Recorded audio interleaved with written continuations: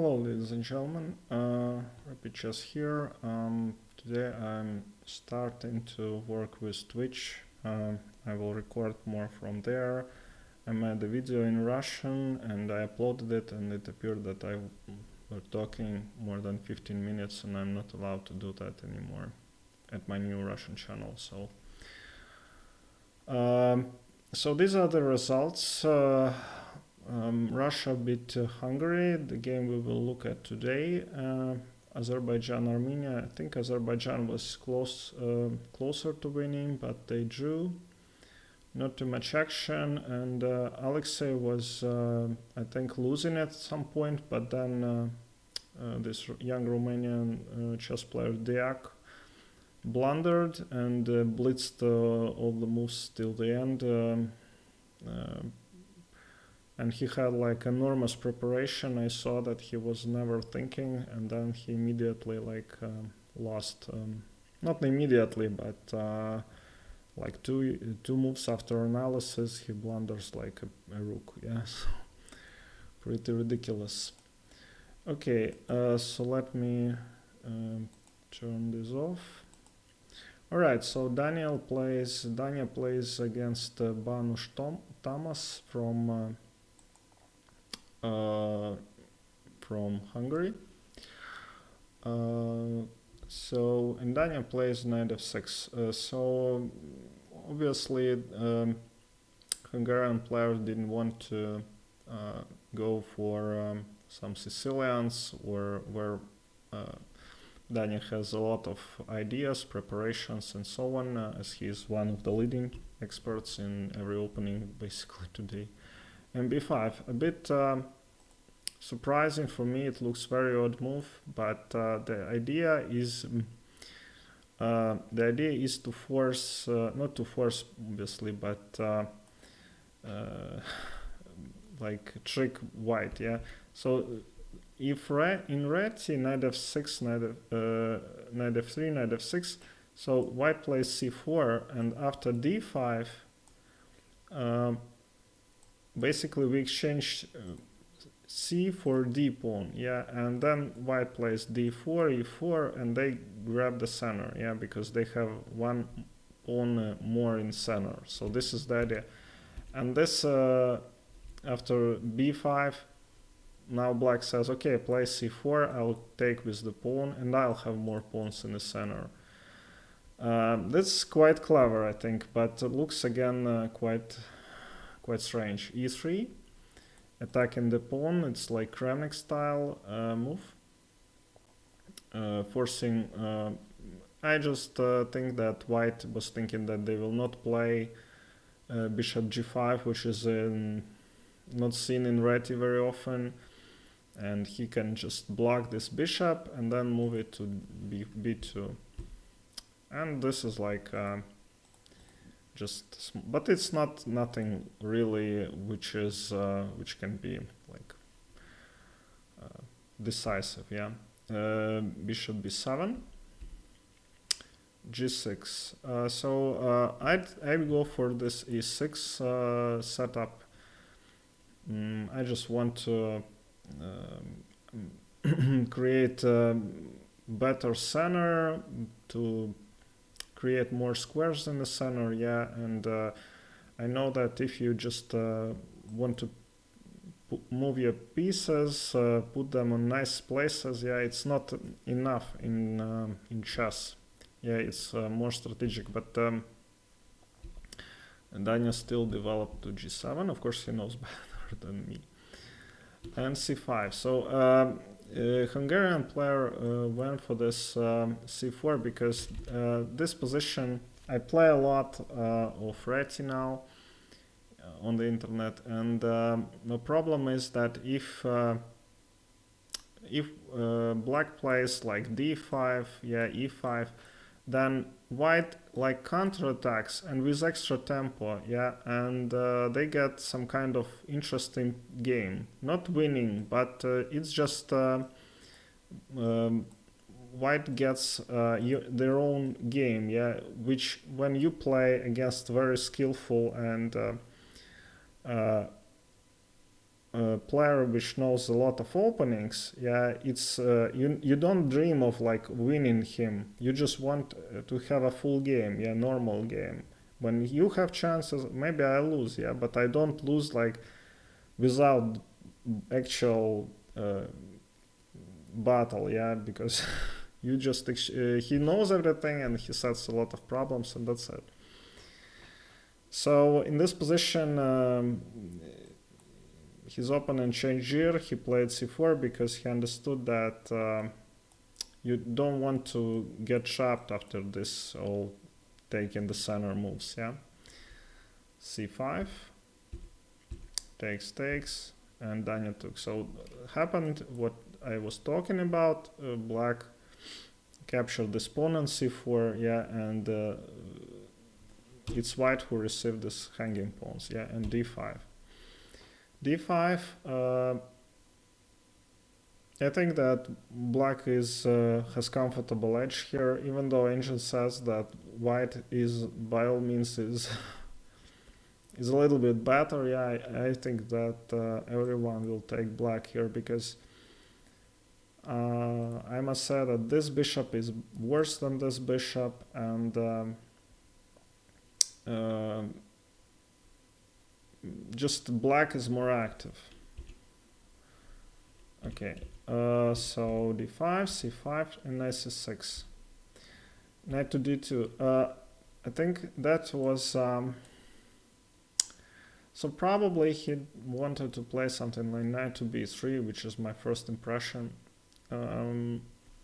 But knight to c3 was a more active move. Again, this pawn is protected, and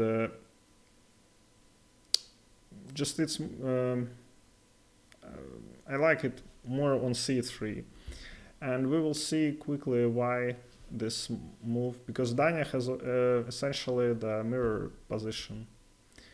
Knight d4. So this move comes from Caro-Kann defense. In the Spanov attack, black in many instances play knight to e4, and they attack this d4 square, because if white takes, then black takes, and basically black wins a pawn here. Yeah, and black is much better. So you cannot take this. Rook b8. If we take here, so knight e4, and that's why this Hungarian Grandmaster didn't take this pawn, because Engine shows like ridiculous variation where black is exchange up, but Engine says that white is okay. I don't know how this is a draw, but for me it's like just after 2-3 moves white can resign, but Engine just defends perfectly, and he says that it's a draw. So that's why he didn't take the pawn. So he played just rook b1 and bishop to c8. Now Daniil moves this bishop to f5, which is considered to be a very strong maneuver. Comparing to this knight on d2, you cannot play really bishop c1 to go to f4, which is the same idea, but you cannot just play like this. So that's why you need pieces, more active pieces. They're closer to center, yeah, they're better centralized, so you have more space for other pieces. That's how chess works. He took with the bishop. I take with knight, but bishop is the best move, of course, and bishop f4. So a little tactical trick. If we take here, then queen takes d1 wins. If we take with this rook, we win a piece, and with this rook we win this piece. So that's why you still cannot capture. And g4 again with the same idea. If we take here, then it's rook to d2, yeah, and bishop is pinned and attacked twice. This knight is beautiful here, so that's why he played g4. They exchanged the pieces. Bishop a1 is a good move. and just Daniil starts attacking him. This rook is just defends the pawn, doesn't do anything. This rook is very good, and there is a lot of problems here for white, because one of them is that they have some kind of back rank issue.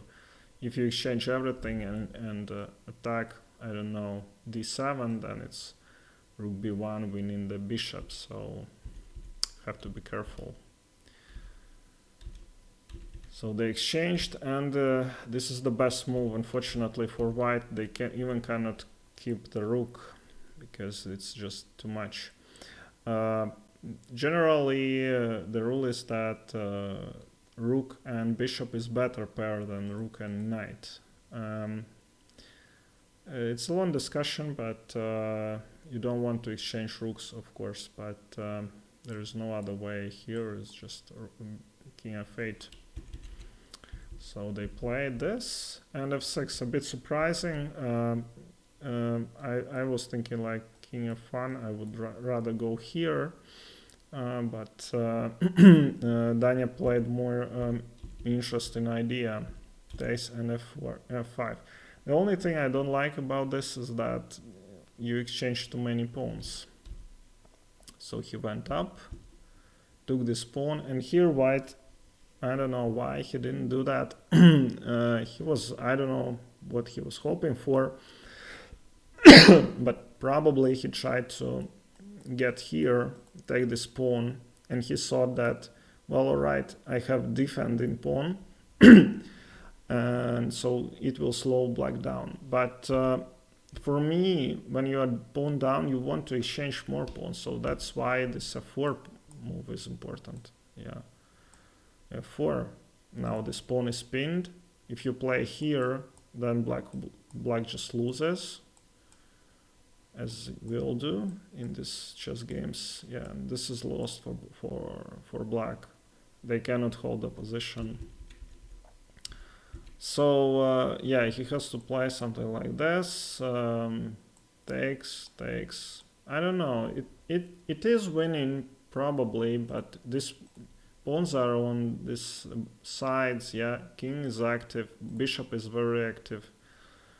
I don't know.